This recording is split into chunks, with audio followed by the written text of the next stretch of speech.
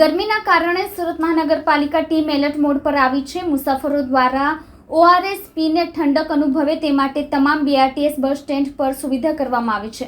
ગરમીથી રાહત માટેની વ્યવસ્થા કરવામાં આવી છે। ઉનાળો શરૂ થઈ ગયો છે, તેમાં પણ આ ઉનાળો આકરો બની રહેવાનો છે। હવે BRTS અને સિટી બસ સ્ટેશન પર પાણીની વ્યવસ્થા કરવામાં આવી છે, સાથે જ બસ સ્ટેશન પર ORS પણ મળશે। એટલું જ નહીં, ગરમી સામે SMC એક્શન પ્લાન બનાવ્યો છે। ઉનાળા અને તેને આનુષંગિક કામગીરી અંગે SMC દ્વારા હીટ એક્શન પ્લાનનું આયોજન કરાયું છે।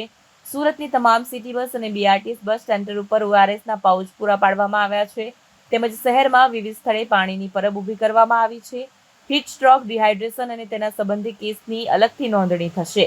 આજે ખરવરનગર BRTS બસ સ્ટેશન ઉપર ORSની સુવિધા ઉપલબ્ધ કરવામાં આવી છે। મારું નામ ડૉક્ટર કિંજલ પટેલ છે, નાયબ આરોગ્ય અધિકારી ઉધના છો। કઈ રીતની વ્યવસ્થા ગરમીને લઈને બસ સ્ટેન્ડ પર કરવામાં આવી છે? છેલ્લા લાસ્ટ યર અને આ વર્ષે આ બંને વર્ષમાં જે એપ્રિલ મહિનો છે, માર્ચ એન્ડિંગ, ત્યારથી જ આ ગરમીનું પ્રમાણ અને યુનિટનું પ્રમાણ વધી જાય છે। એટલે જે પબ્લિક ટ્રાન્સપોર્ટમાં ને એ લોકો જે ચાલતા જતા હોય અને બસમાં જે ટ્રાવેલ કરતા હોય તો એ લોકોને ડિહાઇડ્રેશનના એના ચાન્સીસ થઈ જાય છે ગરમીને લીધે। તો દરેક બસ સ્ટેન્ડ પર આપણે પાણીની સાથે ORSની સુવિધા ઉપલબ્ધ રાખેલી છે।